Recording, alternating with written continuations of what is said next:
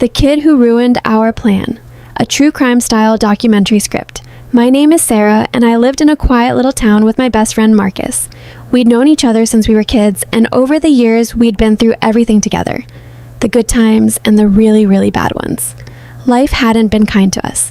We were broke, tired, and stuck in a cycle we couldn't seem to escape. One afternoon, sitting in my cramped apartment with nothing but 2 cups of cold coffee between us, Marcus said something that changed everything.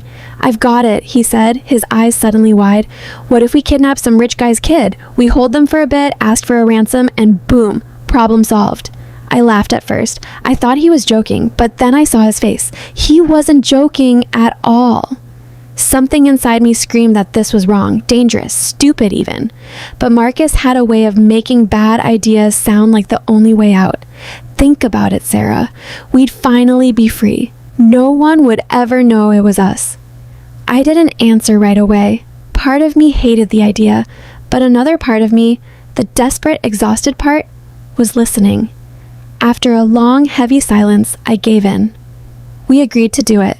It was, without question, the worst decision either of us would ever make, and we were about to learn that the hard way. We wasted no time.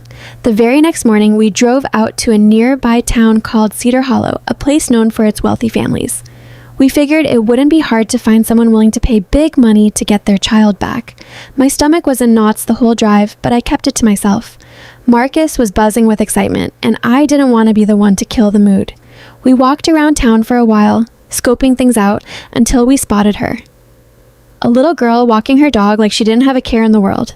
Her name, we later learned, was Ellie Bennett, and her father, Richard Bennett, was one of the richest businessmen in the county. "That's the one," I whispered to Marcus. "We take her, and her dad pays whatever we ask." He nodded, grinning. We waited until the street was empty, made sure no one was watching, then moved fast. We grabbed her. She kicked and screamed the whole way, but we got her into the trunk of the car and drove straight to an old hidden cave tucked deep in the hills outside town.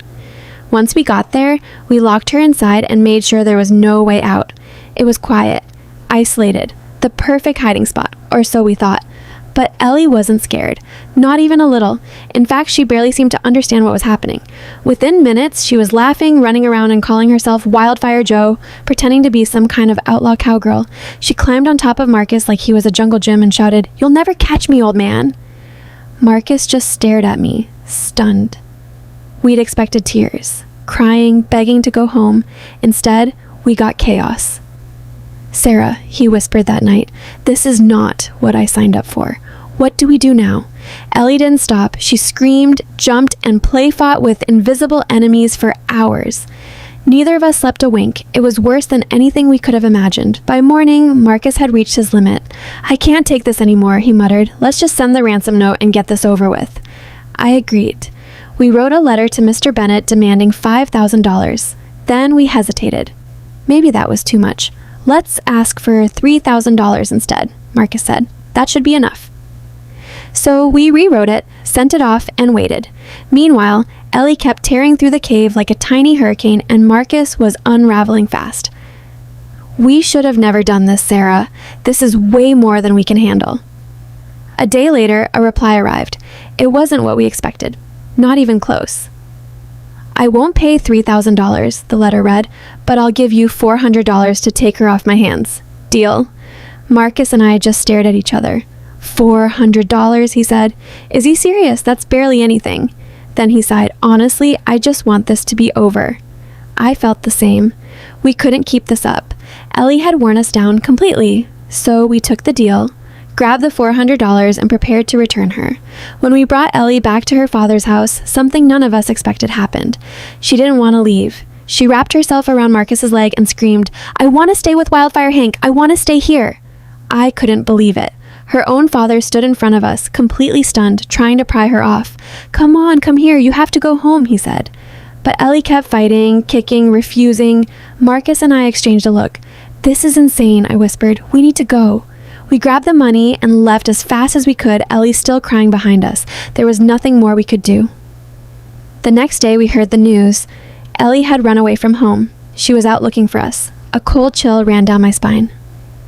"She's coming for us," Marcus said, panic creeping into his voice. I tried to stay calm, telling him she was just a kid, that she'd go home eventually. But Marcus wasn't convinced. "Sarah, we need to leave town. I don't want to be anywhere near here when she shows up again." So we packed up and left, catching the next bus out to a different state entirely, hoping to disappear. We told ourselves that this time, we'd finally be free of it all.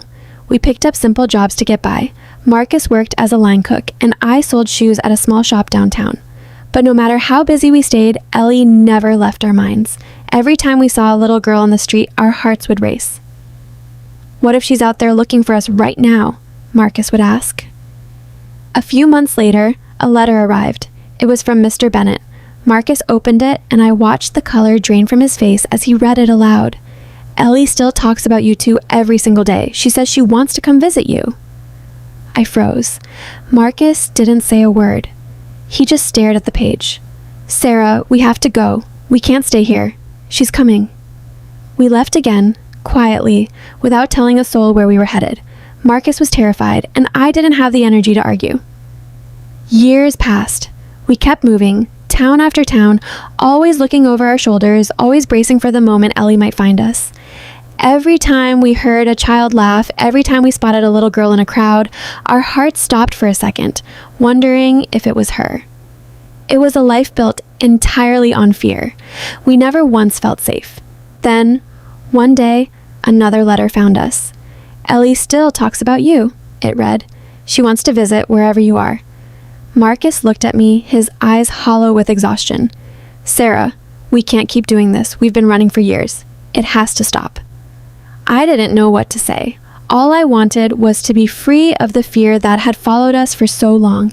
In the end, we chose to run one more time, praying that this would finally be the escape that lasted. This story is a reminder of how one bad choice can spiral into years of regret. What we thought would be an easy way to solve our problems turned into a nightmare we could never outrun. We learned, far too late, that crime never pays. It only brings fear, pain, and a lifetime of looking back. In the end, doing the right thing, even when it's hard, is always the better path. Our lives could have looked so different if we'd only made better choices from the start.